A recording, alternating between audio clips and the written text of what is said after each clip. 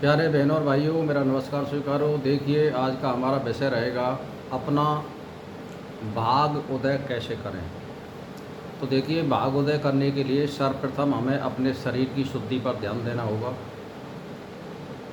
सुबह 4 बजे बिस्तर छोड़ देना पड़ेगा और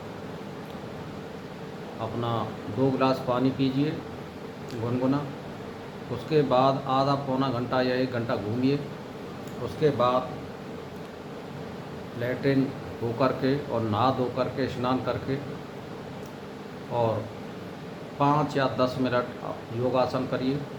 योगासन नहीं आता है तो आप सीख लीजिए। तो इस तरह करिए। फिर अपना कोई इष्ट हो जिसमें आप विश्वास करते हो, या आपने गुरु ने जो मंत्र दिया है या गुरु ने नहीं दिया है, तो अपनी मन से आप पसंद से किसी भी इष्ट का आप जाप कर सकते हैं, ध्यान कर सकते हैं, चिंतन कर सकते हैं। इस तरह से आप कम से कम 1 घड़ी या 1 घंटा अवश्य करिए। ज़्यादा करने के लिए तो वो एक अलग नेम टेम होता है, मैं तो एक सामान्य स्थिति बता रहा हूँ। तो इसको करिए।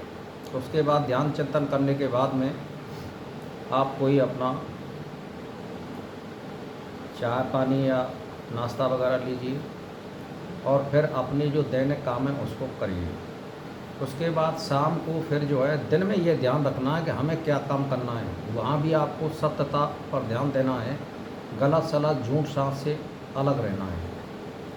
और ऐसे लोगों का साथ मत करिए जो व्यसनबाज हों, नशेबाज हों या दिनों रात दूसरों की चुगली में लगे हों। उन लोगों से आप बचिए। दिन में भी सत्य का आलम्बन रखिए और परमात्मा का आप ध्यान और चिंतन रखिए कि परमात्मा है और मुझे देख रहा है, और सत्य काम कर रहा हूँ तब भी देख रहा है, असत्य काम कर रहा हूँ तब भी देख रहा है। इसीलिए असत्य काम को तो हमें करना ही नहीं चाहिए। फिर आप शाम को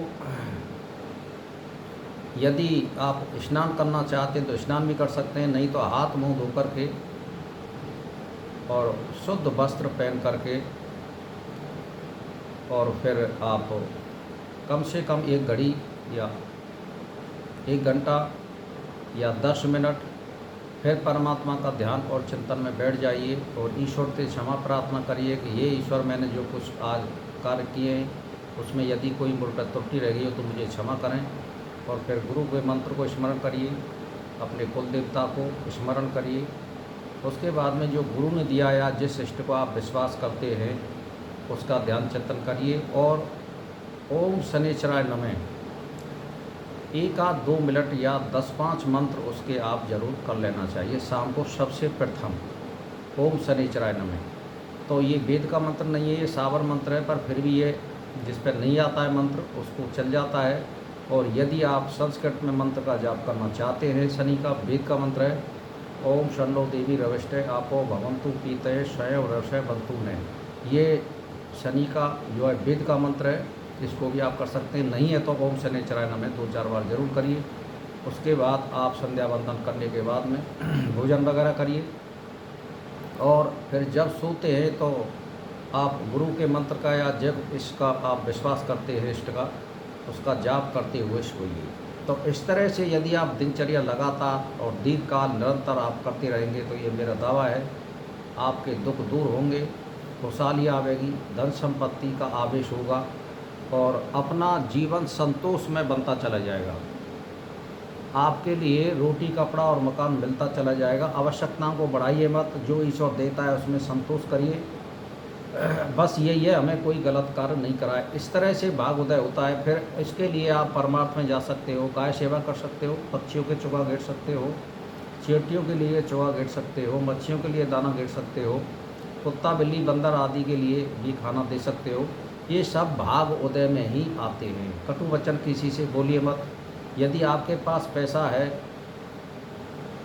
मान के चलिए आप सामर्थ्य में 10 रुपये दे सकते हैं तो 10 रुपये की आप सहायता करिए यदि आप पे कोई मांगता है तो। यदि कोई पड़ोस में बीमार है और उस पर पैसे नहीं है तो हम 50-100 रुपये उसको सहायता में दे सकते हैं। इस तरह से आप वातावरण करोगे और सबसे कटु वचन मत बोलिए, मीठी वाणी का प्रयोग करिए, तो ये निश्चित है अवश्य ही आपका भाग उदय होगा। और परमार्थ करते रहिए। परमार्थ का मतलब है आवश्यक कार्य हैं ये जो मैं बता रहा हूँ, ये करने ही पड़ते हैं। तो कहने का मेरा मतलब ये है कि जैसे नवग्रह शांति भी कर सकते हो, हवन भी कर सकते हो, ये भी परमार्थ में आते हैं। तो भाई और बहनों, इस तरह से भागोदय अपने आप ऑटोमेटिक हो जाता है। कोई ग्रह आपको बाधा नहीं दे सकता है, सब परमात्मा के होते हैं। बस आप सरल मार्ग और सत्य मार्ग पर चलिए और दिनचर्या पर ध्यान दीजिए, इसी से भागोदय होता है और कोई सूत्र और मंत्र नहीं है। बस इसी के साथ मेरा नमस्कार स्वीकार।